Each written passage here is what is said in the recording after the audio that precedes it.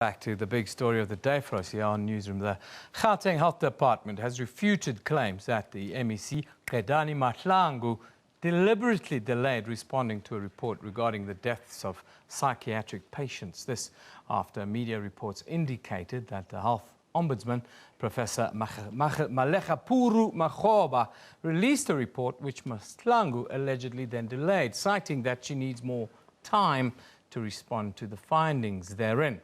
The Sunday Independent reported that numbers of psychiatric patients who died when they were transferred from Life Esidimeni by Gauteng Health Department could have risen to as high as 80 instead of the reported 36. Now, to respond to all of this, we are joined by Steve Mabona, who's the Gauteng Health Department spokesperson. Steve, thank you for coming in and facing what will be tough questions, no doubt.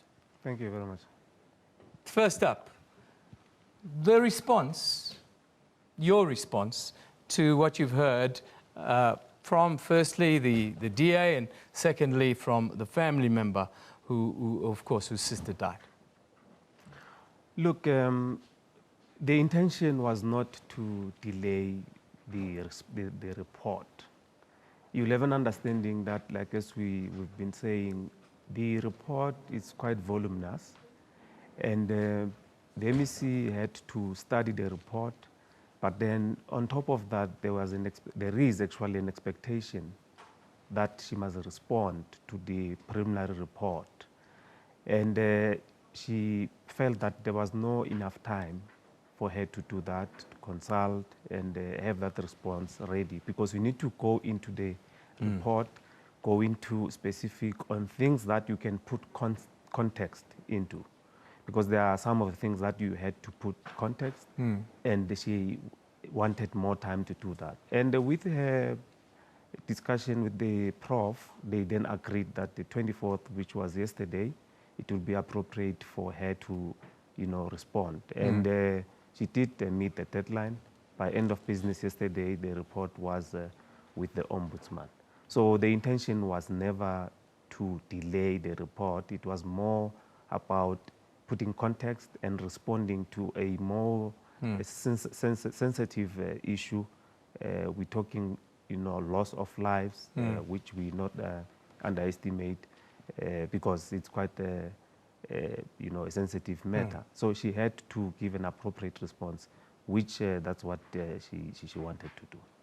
Now, the MEC is accused by the family of being arrogant and being insensitive in the way that she dealt with them. This is also an allegation that's laid at her door by the DA. Your response? Look, the MEC did apologize. Remember when we released the figure of 36, she then took responsibility. She apologized and took responsibility by interacting with the health minister to intervene. I mean, she initiated that process. Health minister did not decide to investigate this matter. She called the minister to say, I need intervention, and the minister decided to appoint the ombudsman. And she was cooperative throughout the investigation. All officials that were needed for interviews, she did not, hinder the process. They were availed, and the process went seamless. Hence, when the preliminary report came, she then requested that I need more time because I must apply my mind. I must give a response that I will be satisfied that it put context into the things that you are mentioned in the report. And that's how it happened. So the families were met through meetings. Yeah. As you will understand that there are officials at the department. MEC is an executive authority. She had then deployed employees of the department to interact with families, to hold meetings. In one meeting in Jamestown, MEC was there. That's when it was suggested that the families must be represented by a committee, which that process was led by the MEC herself to say, you need to appoint people that we can, on a constant basis, interact with, so that we don't have to interact with everyone. The committee will then take responsibility to interact with the families. So that's how this process was done. Elvis? Now, Mr. Mabona, we spoke to the DA a little bit earlier, and they said that the entire move of the patients from Life Esidimeni to the other places where they were housed were poorly managed. And deinstitutionalization was one of the reasons given for this move. Was that a good enough reason, you think? No, it was not only the institutionalization, it was more about the contract that was agreed upon in 1976, more than 40 years, which according to Financial Management Act, you cannot have a contract that is on a continuous basis, continuing. So we had an audit query about that on a continuous basis. And the third reason was that of cost escalations. I mean, you had a non-negotiable situation whereby each and every year there's escalation. Every year there's escalation to a certain extent that you had, quite an exorbitant figure, which the department could not afford, and hence the process was then initiated to say, let's start with this process. And the process did not start by moving everyone. I mean, members of that committee went to the facilities. Hence, when we started the process, we had about 2,000 psychiatric patients. But then when the move was done, we were standing at about 1,003 or so. So some of the patients were discharged because they were assessed by the professionals to say these are ready to go home. This can be managed, closer to their families, because that's what a mental health act says, that people need to be managed closer to their home, closer to their families, where they can be closer to the community, because they must not be in the institutions and left there, like as in they are in prison or something like that. Some family members dispute that because they said some of the patients were moved much more further away from them. They don't even know where they were placed. Your response?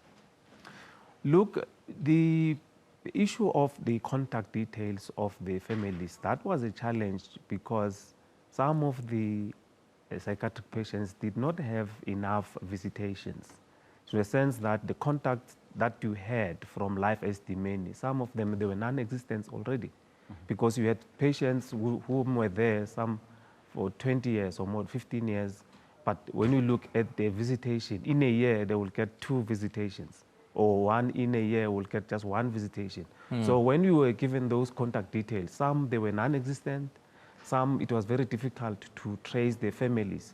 Hence, it was challenging to say you put those ones closer to families, but then who is the family member that will be interacting with? So those are the challenges that were coming through during this process. But with the officials working with those that are available, then people were moved to the NGOs that could manage the patients.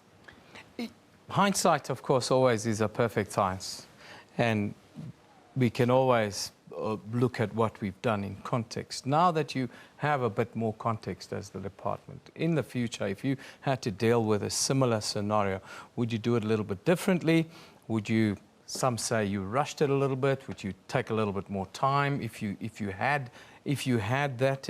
And do you think you could maybe think about doing more going forward to protect life in the first place? Look, patient care and the patient will always remain a priority of the department. So even in this move, the patient was prioritized. So I think we'll then have to wait for the report to give us more detail on what transpired, because probably you don't want to attribute the move, as a result of this, because we need to have that report. What was the terms of reference of the ombudsman? What was he looking at? I mean, for one, were the sick people there, with the people who have other ailments besides being psychiatric patients? All those things must come out to say this is what had happened, and you will then have a sense of you could have managed this better, or you could have done whatever. So I think it's important for us to wait for the report. In conclusion, we understand the families, they wait for the report. They say it's the only way they can get some closure. What's your message then as the department today to those families who've lost loved ones, who are feeling a little bit lost right now?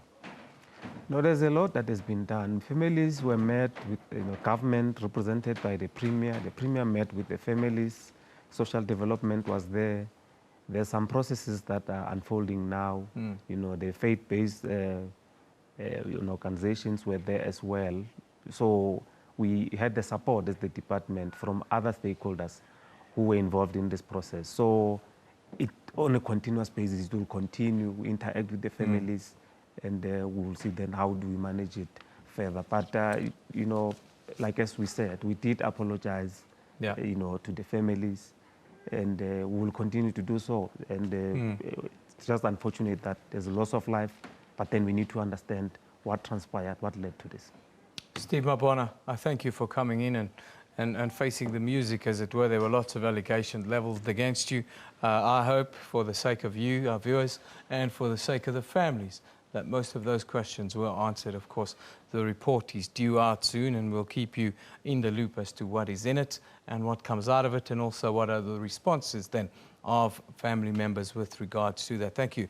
Thank you for coming in today. And, well, lifting the lid on a story that has caused so much distress here in Gauteng. Thank you. Thank you. That's Steve Mabona, if you don't know. He's the spokesperson for the Gauteng Health Department. Now,